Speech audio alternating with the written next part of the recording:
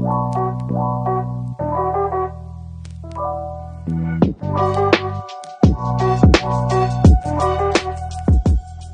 everyone. Welcome to another episode of the White Belt MMA podcast, and it's an absolute pleasure to have on the show today UFC Bantamweight Jay Perrin, aka the Joker. As a local Massachusetts guy, man, I've been wanting to talk to you for a minute. So, first off, how you doing today, my man? I'm wonderful. How are you, my friend? Pretty good, man. So, I'm in the Massachusetts heat, so it's a little humid for you. You're in Vegas, man. So that dry heat. So how's that dry heat treating you, man? Especially you coming from cold ass Massachusetts over here. I mean, it's great, and then it's not at the same time because it's 105 out here all the time. You know what I mean? Especially in July and August. And at least at home, like the humidity kind of gives you with like the wind, like some kind of break. Mm. You know what I mean? From the heat. Yeah. A little bit. That's not the case here. When the wind hits you, moved here, it's just more hot air. So just picture being as in a super hot room, like a sauna, with someone taking like a hair dryer and just like blowing in your face. Yeah, that's how it is. But I still take this over 80 and humid in Massachusetts. 100%. But I mean, but I must think though, it must make it easy to like cut some weight though, obviously, right? With like the heat and 105 degree weather every day. Mm-hmm. Oh yeah, I'm sitting here right now. I've been out here for a minute and I'm already sweating. So real easy to water cut here. Yeah, 100%, bro. There you go. So, man, Jay, like I said, I've been wanting to talk to you for a minute, man. And obviously, since the first time, you and me are getting to talk. One thing that I always like doing when I get fighters on here, right, is obviously we're gonna talk about your next fight, but I also want to get to know how you get your start in the sport, man. So, for most people, right, they stumble upon the sport of MMA or just combat sports in general. Or other people, they get through it through family. So for you, man, what was your story, man? How'd you get your start in combat sports? Yeah. So my grandfather and so on and so forth were boxers. So I come from a line of boxers. I started boxing when I was 6, kind of like following those footsteps a little bit, just kind of find something to channel my energy in as a kid. And I did that for a little while. And then my grandfather, the person who brought me up with it, was a referee. He watched somebody die in the ring, like a kid die in the ring in the in like an amateur fight or something like that, and then made us stop boxing. Yeah. And so I did like Taekwondo and stuff as a kid, I guess. And you know what I mean? Like the basic karate stuff. And then at 13, I found jiu-jitsu and wrestling. And you know what I mean? That's really where, so I looked at my grandfather, I'm like, this isn't boxing. So, and I did that. There's a little gray hole right there. There's a little gray area right there. Yeah, absolutely. It's a loophole. You know what I mean? He wasn't specific enough.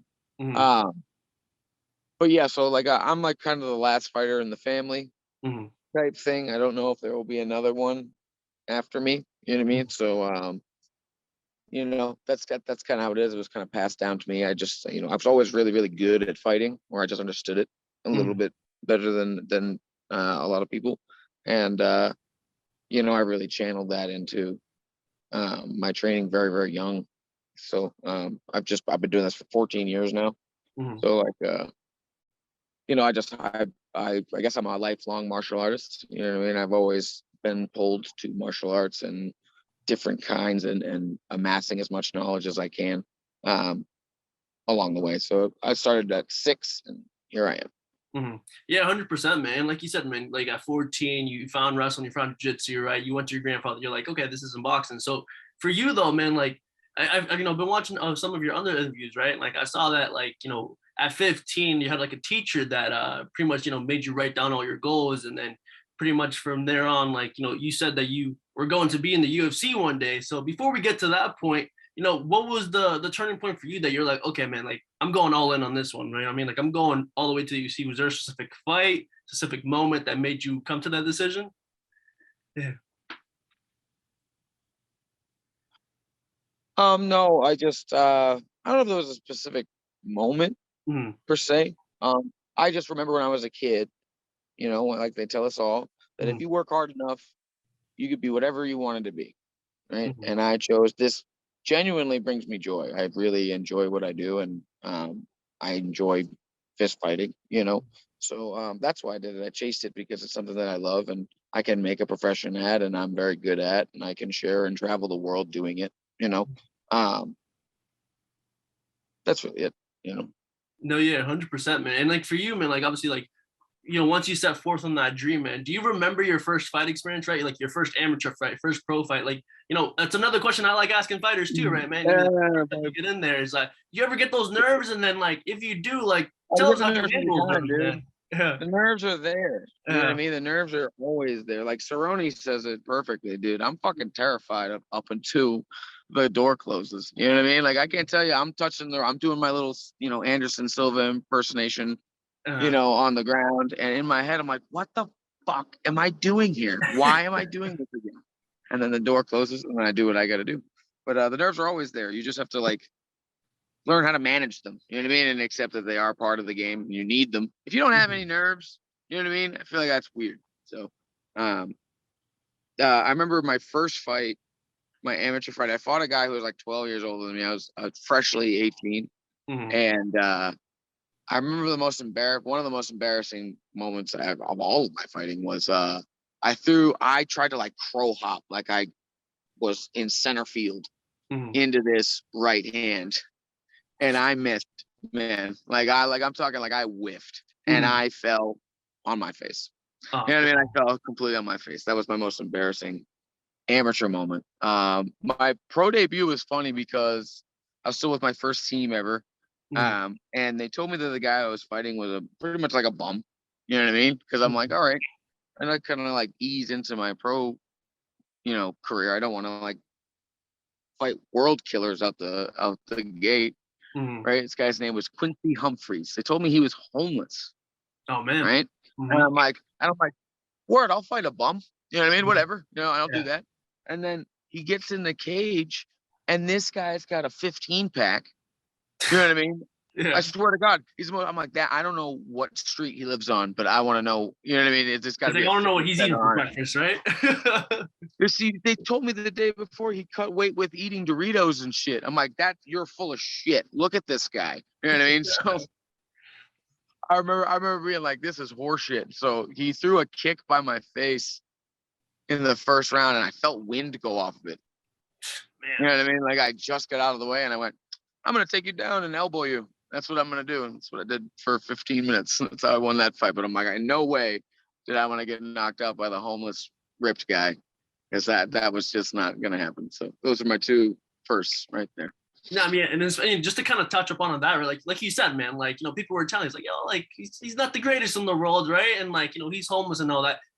Please tell me you at least had a word with your coaches and your friends after saying that, yo mofos lied to me. What the hell was that? No.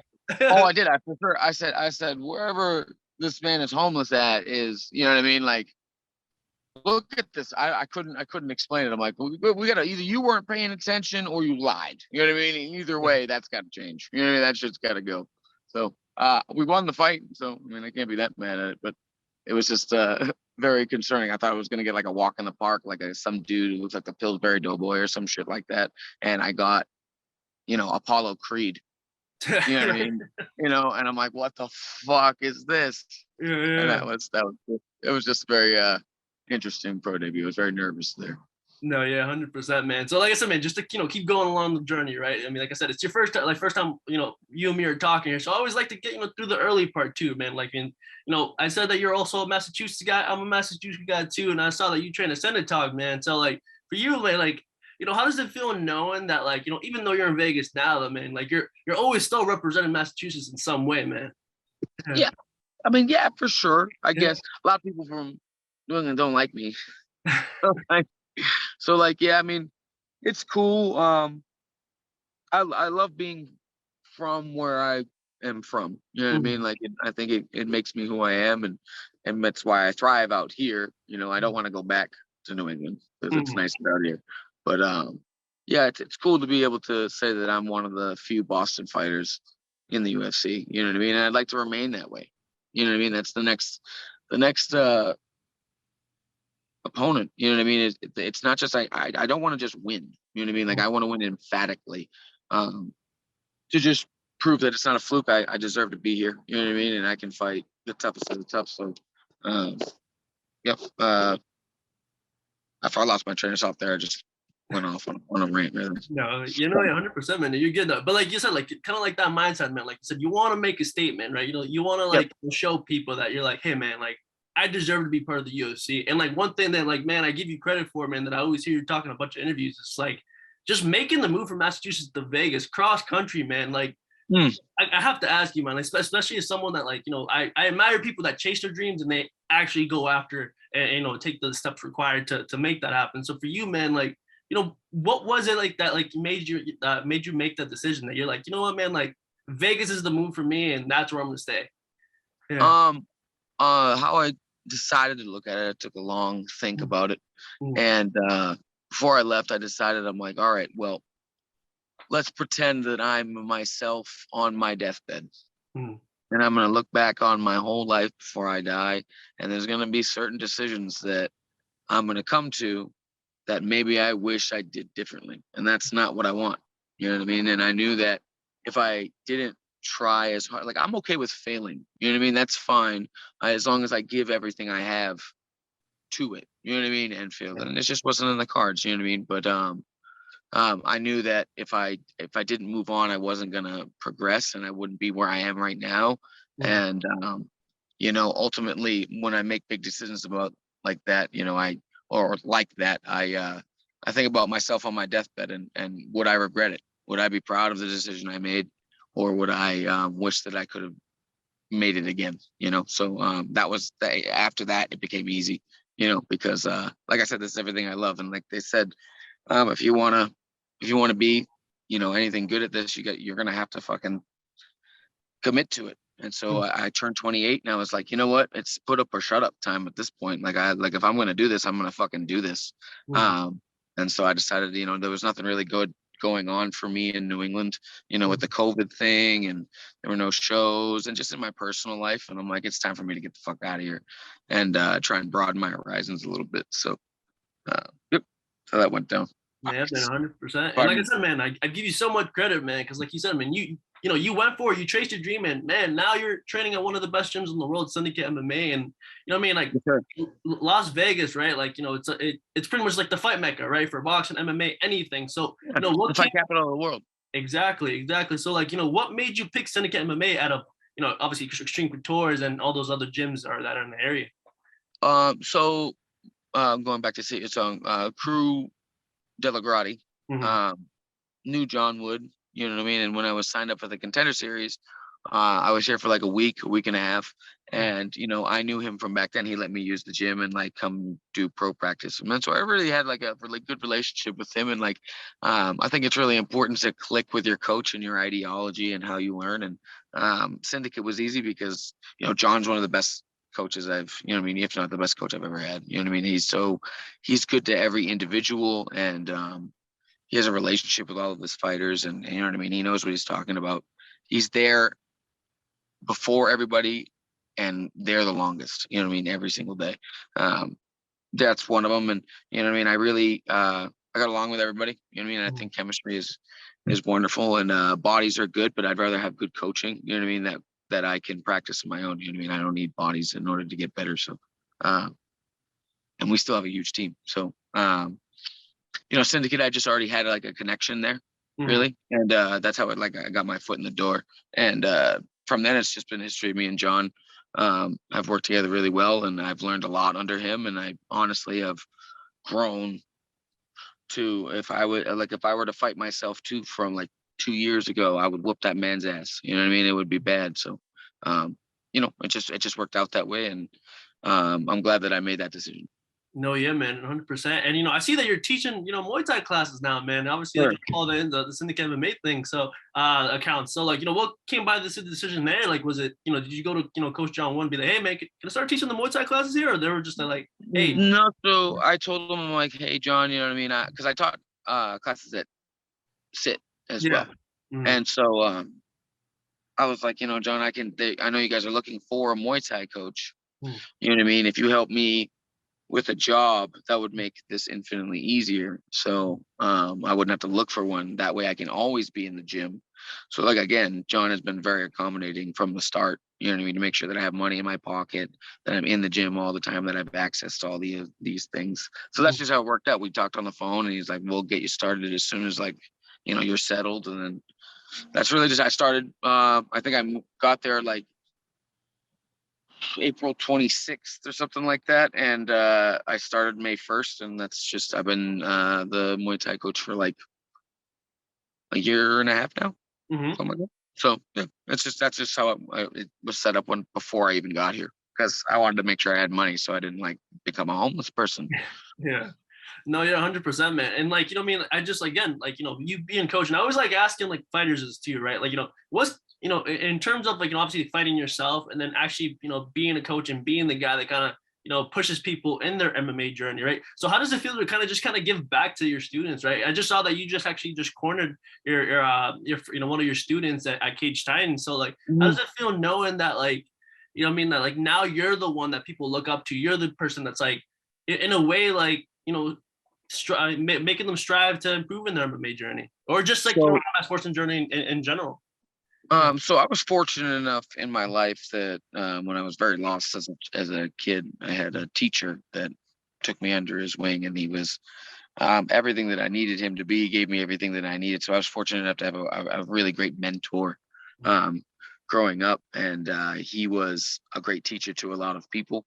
And so, you know, I just try and act like he would, you know what I mean, and do my best and give my all to my students, because it's kind of what he did. And that's really it. You know what I mean? I love this game, you know, and it saved my life on like more than one occasion. And if I wasn't doing this, I really don't think that I would be the same person talking to you today. I think I'd be a very, very different person. So like I said, you know, I had good teachers growing up, and good role models. And you know, I love the sport so much, and it gave so much to me as far as like my growth as a human being, that I can't help but just give everything I can. I hope that I can somehow give a fraction of that even to somebody else that might need it, in a way, you know. So if I'm going to teach, I want to make sure I give my all to teaching. And if you actually ever took a class, you'd see that I'm pretty high energy the whole time. So I enjoy it, you know what I mean? Because I know that good coaches that care are a dime a dozen. You know what I mean? It's not always the case. You know, a lot of the time it's not the case. So I didn't want to be one of them. If I'm going to be a coach, I want you to know that I'm in your corner, win, lose, or draw, and I'm going to make you as prepared as I can. You know, so just because I remember being young and inexperienced and scared, and you know what I mean, and not having somebody like myself or my mentor to back me up. And so you know, I just wanted to make sure that I never did that. I was always there for my students. So that's how it is. Yeah, man, that's awesome, man. And you know, beautifully said too, man. And you know, now also another thing too, man, that I, you know, as for me, like I'm also a comic book nerd and anime nerd. So like, you know, seeing that your nickname is the Joker too, man. So like, I think that's pretty cool. So like, you know, tell us a little bit about the origins behind that, and then also, man, tell us about what animes you're watching right now, man. Oh God. Well, actually, you know, well, number two, I ran out of them. I run out of them. I'm up to date on all my shows. So like I'm in this like weird limbo of finding something new to commit to, but nothing really is catching my eye. So I'm in a weird anime limbo. But One Piece is up there right now because that shit is crazy. What was the first question? I'm sorry. The origins of your nickname too, man. Yep. Okay, so my teacher, my mentor, was kind of like an adopted father for me, and in a big way. He was a very big role model. If I didn't have this man in my life again, I would be a very different person. You know what I mean? So like he gave me a moral compass. He showed me how to act and walk tall and believe in myself. And if I had a dream, he was the one that taught me how to fight for it. So I struggled with mental issues my whole life. You know what I mean? Since I was a little boy. It's not something I'm like ashamed of. It's just something that has happened, and I struggled with it, knowing that as kind of a kid. And he called me the Joker because he told me that the Joker knows that he's insane. He knows he's crazy, but he still accepts himself for who he is. And even though he might be a murderer to us, he's all right with that in himself, and he encouraged me to try and be that way as well. So he passed away And so after he passed away, I decided to just keep the moniker kind of in his memory. Oh man, that's awesome too. And then I also saw you kind of referring to like in another interview, right, about the like that famous line in The Killing Joke with like the Joker and Batman try to help Joker too. So it's like for you, man, especially with like him saying that line in that show itself, is that one of your favorite Joker lines in general? Because it kind of just reminded you back to what your teacher said about the It's Joker. like like again, it's just like I said before, it's like to us, he's a terrible guy. You know what I mean? But he even probably knows he's a terrible guy, but he knows he's batshit insane, but he's all right with it. You know what I mean? Like I'm okay with who I am. I'm not going to change now. You know what I mean? And I'm just going to accept myself for what I am and be that, wholeheartedly. And that's really why I latched on him, because he's a fucking animal. He's a psychopath, but he really actually is tormented by all of that. And but even still, he's able to keep his identity. I'm sorry, I'm sweating like a Dickens right now because it's fucking hot as shit. But yeah, that's pretty much it. It was really just like a symbolically like a guy who was, Batman is, this amazing superhero, top two superheroes. This is like Superman or Batman. You know what I mean? And then the Joker always seemed to have the upper hand on him. So he was incredibly intelligent, even though he throughout any series, incredibly tactical and chaotic at the same time, in his own special way. So like that's why I kind of latched onto the character, because he was himself unequivocally all the time, and he was all right with it. Yeah. So man, I do have to ask though. I do have to ask the Joker. What's been your favorite Joker on like live action adaptations, right? Like obviously we've got the Dark Knight, we got the OG Batmans, now we got the Joaquin Phoenix Joker. So for you, man, like if you had to pick one that you're like, okay, this is the guy, like which one's been your favorite? Yeah. So I can't really pick one over the other. Obviously, it's going to be between Heath Ledger and Joaquin Phoenix, right? But the thing is that they're two different characters. Heath Ledger, no one has ever encapsulated how, again, just like I said, tactically brilliant and chaotic the Joker is all the time. You know what I mean? Like he really, really got that part of the character down flawlessly, right? So that's naturally a lot of the best performances I've ever seen. Joaquin Phoenix's Joker is about a man who is at the end of his rope, and people just kept kicking him while he was down, and he snapped. You know what I mean? And that's what happened. So that I think that the Joaquin Phoenix one is a little bit more relatable to a lot of people. You know what I mean? Because life is most of the time very, very unfair. And so I think it's different. It hits you different. If we're going to go for the comic book version, Heath Ledger was definitely better. My favorite Joker actually isn't a live action one. It's Mark Hamill. Yep. That's my favorite Joker. Okay. I got you. Okay, I can respect that. Too. And especially I'm also a huge Star Wars fan. So like it kind of goes hand in hand.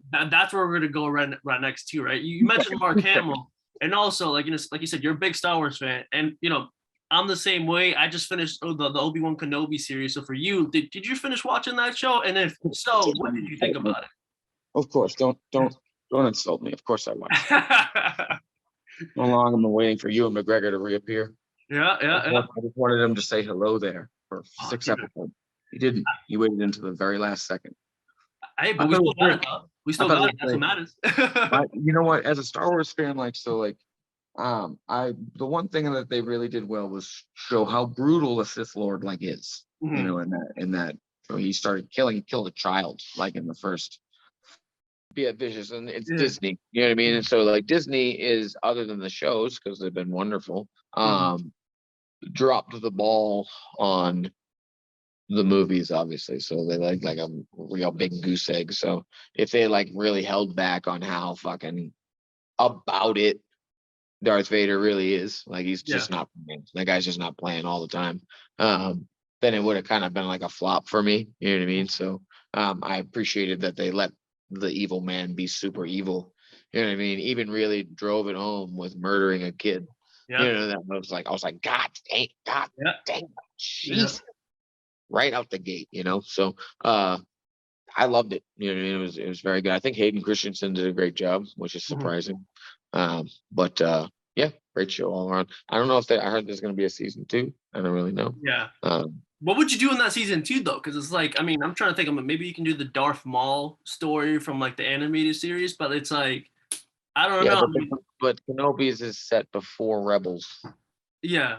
So like, he doesn't meet Maul until after Rebels, or like until Rebels again. So like, I don't think that. Well, maybe he does. I think he fights him one more time. They fight 3 times, but yeah. I forget when the second one is. But I mean, at this point, really, Obi-Wan is just gonna smoke him. That's really how it is. If you really watch the finale there, I mean, yeah, this man started picking up rocks and doing pretty much. He looks stronger than he was in episode 3. Very hard to go like force blow for blow with the force with Darth Vader, and he just like mollywopped him. You know what I mean? Really quick. And so it's like, don't play with this man. Yeah, that's how I feel about it. No, love Obi-Wan. Great character. One of my favorites. Nobody's got more dubs than Obi-Wan. Even Mace Windu. You know what I mean? Yeah. It sucks though, man. I really wish we got a little bit more Mace Windu in some capacity, man. Because I feel like we only got him a little bit, man. Episode 2. Yeah, you got him in like the cartoons and like not the good ones either. Yeah. You know what I mean? You didn't really get that one. You have to like really read into the lore. I just like that Samuel L. Jackson changed the lore of the character because he wanted a purple lightsaber so that he could see himself fight in the background of episode 2. That's why that happened. So they had to change the lore of the whole character so that Samuel L. Jackson could do that. He also has motherfucker engraved in his. I didn't know that. That's actually pretty funny. I mean, something that Samuel Jackson would do, and that's. I mean, honestly, I don't know why I'm surprised, but that's actually pretty hilarious. Fantastic, right? Yeah. My Jedi Master, right there. What a guy! What a guy! So for you though, man, obviously, right? It's like now with the Star Wars, right? We're getting I think that Andor show in August or anything else. Like, I'm not gonna watch that. You're not gonna watch it? No, I'm waiting for Ahsoka, and then you know, okay. I have no interest in what are they? God, help me out. I'm trying to think. I forgot the guy's name, but I know from Rogue One. The little tiny teddy bear people, which I'm drawing a blank on. Man, I'm drawing a blank too, but I know what you're talking about. About. Yeah, I'm good. You know what I mean? You know what I would really like them to do? You know, there's a ton of books. You know what I mean? That could just be, you could just pull characters from. You know what I mean? And make whole series. Revan being one of them. Just one of like the old Republic people that you could make 4 movies about fucking Revan. Like from his whole like rise and fall and rise again. It's crazy. So like, I wish they would do that. I'm more of like I'm cool with the Skywalker timeline. We've been doing it for 30 years. There's other timeline. You know what I mean? So like, let's go do other things. You know what I mean? Let's look at this. It's a vast, you know what I mean, universe. You know, I like that they've chained it all together, kind of like Marvel, but like start exploring the other shit because it's some of the other shit's cooler. You know what I mean? Way cooler. You know, so like Mandalorian, like the Mandalorian, like in the show they kind of reference it. That you know the Mandalorians had a giant war with what's called Jedi, which is an old Republic reference, which would be like, hey, just make those stories. Yeah, and I mean, just make those ones. It's easy. You know what I mean? It's just read the book and be like, this is what we're doing. That's it. I feel like we're getting it though. I feel like we're gonna get it soon, especially with now that Disney has. I just hope that like I hope we get a Sith Lord show. That'd be cool. I mean, didn't it get announced? I feel like I saw something saying that it was like either 2023, 2024. I could be wrong though. For who? For Disney. I thought Disney was actually like, I think they announced it. They had like a whole timeline. You know how like the MCU, they have that whole timeline. I could be wrong though. Yeah, but what Sith Lord would have the show? You know what I'm saying to you? Oh, okay. I see what you mean. I don't know. Yeah. But I mean, it is what it is, bro. We'll figure it out. We'll figure it out. Yeah, we'll figure it out. So yeah, man. So like I said, man, I've been keeping you here for a minute, man. So like, I don't want to keep you for too long. You're a busy guy. Hopefully we can do it again in the future. Nerd out a little bit more about it. But I mean, August 20th, man. I mean, like, it's the one question that you're probably gonna get asked in a bunch of interviews leading up to the fight. But how do you see the fight playing out on August 20th, my man? I'm gonna harm this man. This is obviously quite literally the biggest fight of my life. I asked for time to prepare.